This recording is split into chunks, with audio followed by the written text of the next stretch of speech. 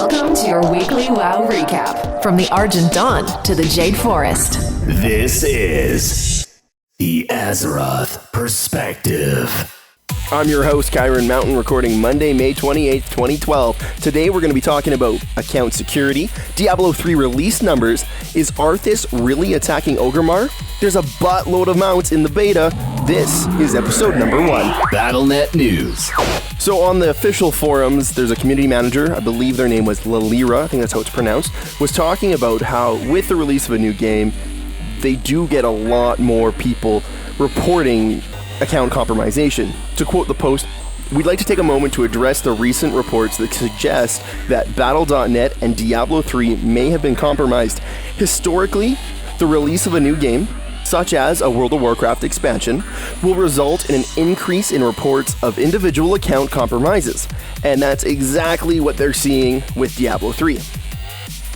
Goes on to talk about how it can be frustrating and they're dedicating a lot of their time, and they have a lot of time going on about it. If you're having problems with your account being hacked, they say to go to battle.net/security, and there's a lot of things there to help you out.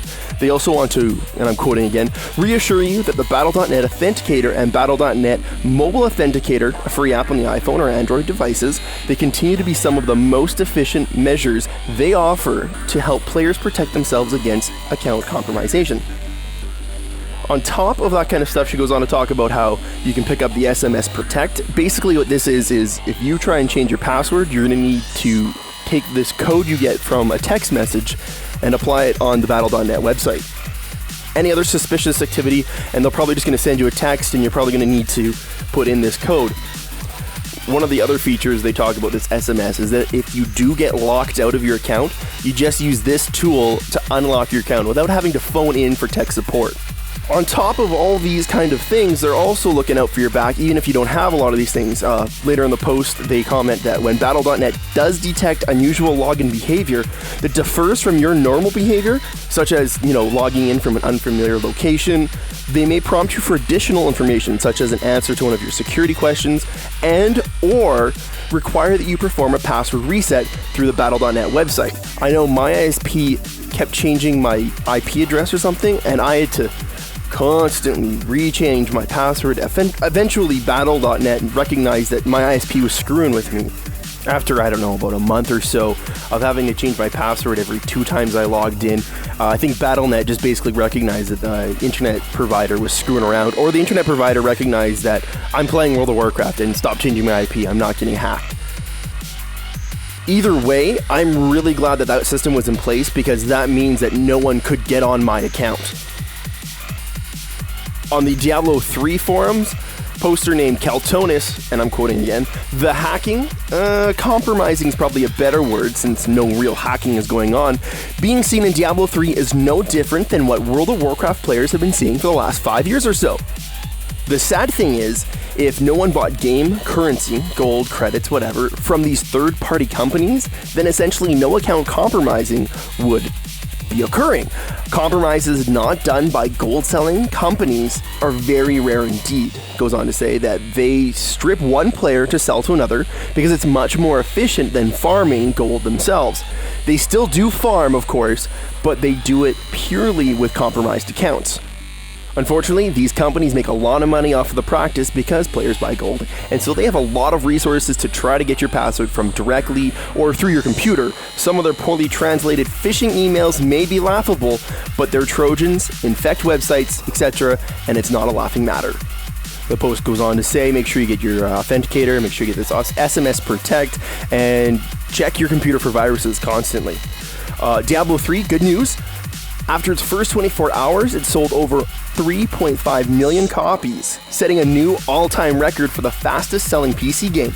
The number does not include the 1.2 million people, like myself, that signed up for the annual pass through World of Warcraft. Altogether, that's 4.7 million gamers that picked the game up day one. In the time being, they've now grown to about 6.3 million copies. That's including retailers from the US, Canada, Europe, South Korea, South Asia, Australia, New Zealand, regions of Thailand and Hong Kong that opened their doors at midnight. According to John Love, director of video games for Amazon.com, not only did Diablo 3 break the record for the most pre-ordered PC game of all time on Amazon.com, but it also shattered the record for the best day one sales for any PC game ever on Amazon.com. Blizzard thanks its retail partners around the world for their support and commitment to the Diablo series. If you're looking for more details, of course, head up blizzard.com for all the details on that, and of course the official forums for all the blue posts. Behind the Mist. A look at the Mist of Pandaria beta. So the beta is getting a whole bunch of mounts, including 6 great riding turtles, 6 normal riding turtles.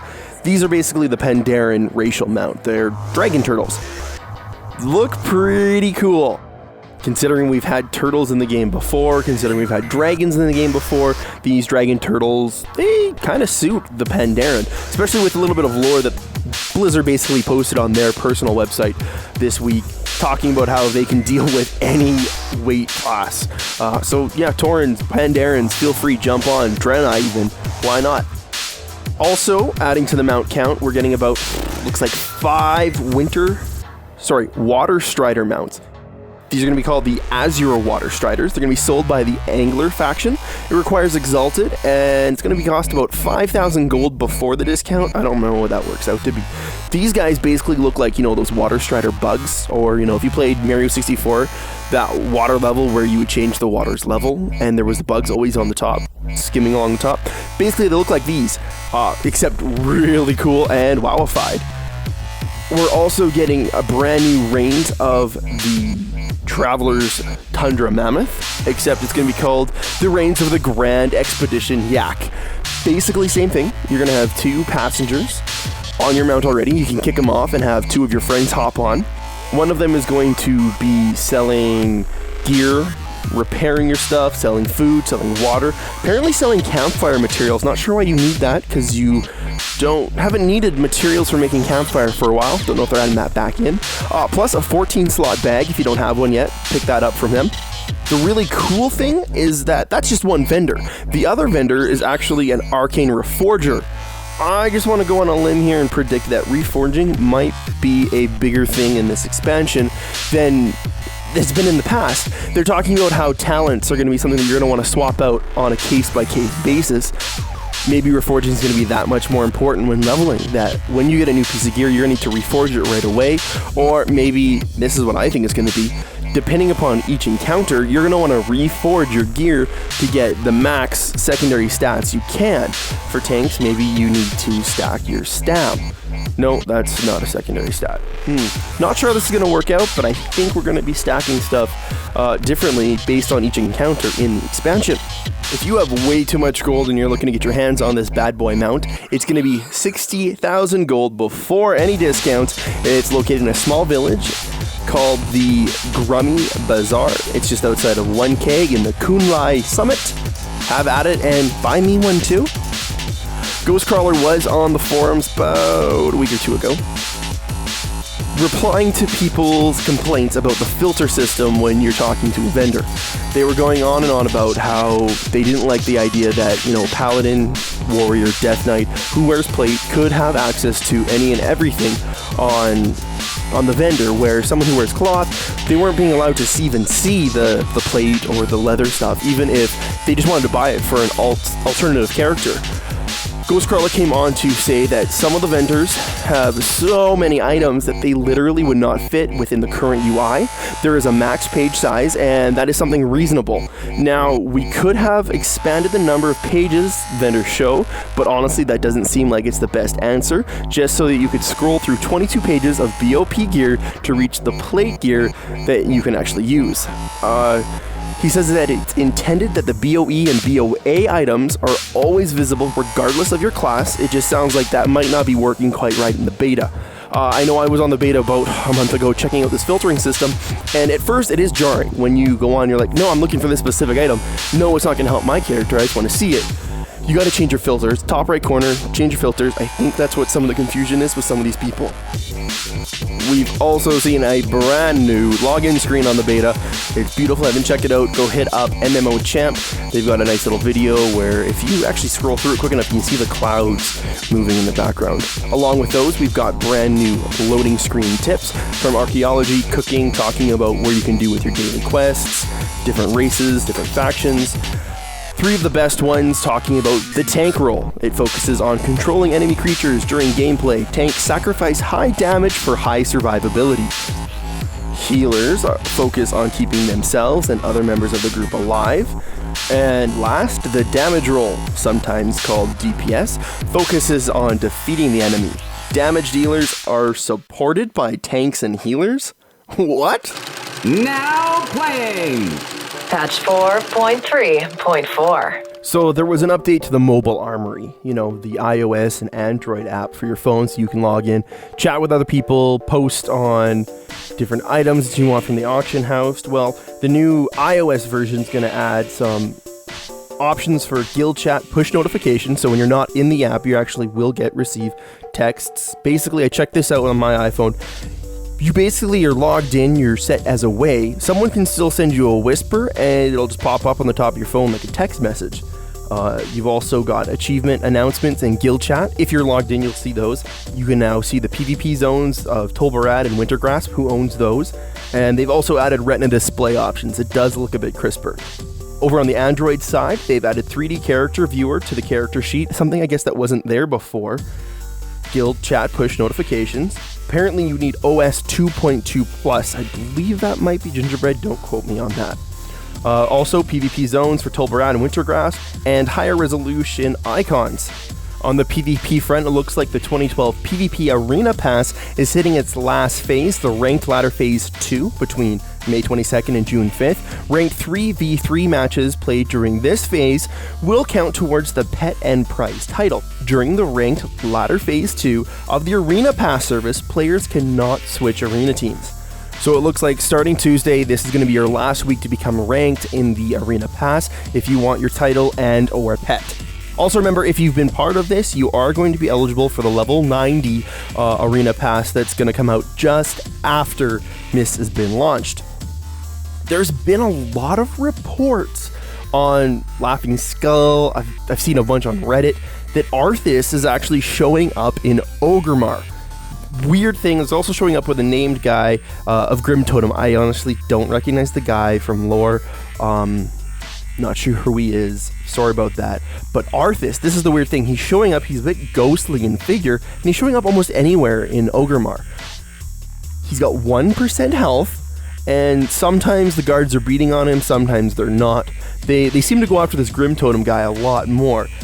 It really does remind me back when you'd see in Vanilla when some people would train Jaina all the way to Thunderbluff or Orgrimmar, and when Jaina or Thrall would get down to about 1%, things would just reset. It's a weird bug. People have been posting on the forums, and Blizzard is aware of it. I'm sure that we're going to be seeing hotfixes in the next few days to correct this problem. Only have a couple more minutes left in the show. I wanted to make sure I thanked Zapped Davids, Chelsea Bates for lending their voices to this project. Without you guys, I probably would have never ever got my button gear and got started recording. I also want to send out a huge thanks to a guy who wants to be known as Technical Groove on SoundCloud. Check him out. It's TEKNIKAL Groove, one word. You've been hearing his music throughout the entire show. All 3 tracks have been his. I've extended them a bit longer. Great stuff. Also, he is a killer raider, great paladin healer. And a big, giant thanks to you, the listener. I don't know how you got your hands on this. Stay at iTunes and RSS feed. Maybe I actually spoke to you and said, please, please, please give it a listen. Maybe it's on Stitcher already, I don't know. But I want to thank you for listening. Without you, this show will not continue. So please, please, throw it into your subscriber on iTunes and just keep listening. I hope to bring these out every week for your listening pleasure and keep you up to date on what's going on in World of Warcraft. If you want to drop me a line and get in touch with the show, please don't hesitate. Send me a line at azerothperspective@me.com. Let me know what you think of the format. Is 15 minutes too short? Is 15 minutes too long? Is each segment being 5 minutes too long, too short? Please just let me know. If email isn't your thing, we're on Twitter at Tapcast. And if you're on the Google+, just do a search for Azeroth Perspective. Yeah, there's no posts just yet. There'll be some very soon. Oh, also, please check out azerothperspective.wordpress.com. It's our blog. Hopefully we'll get the show showing up there with some show notes right after we're done recording each week. Thank you so much yet again for listening. This has been an MNTN Media production.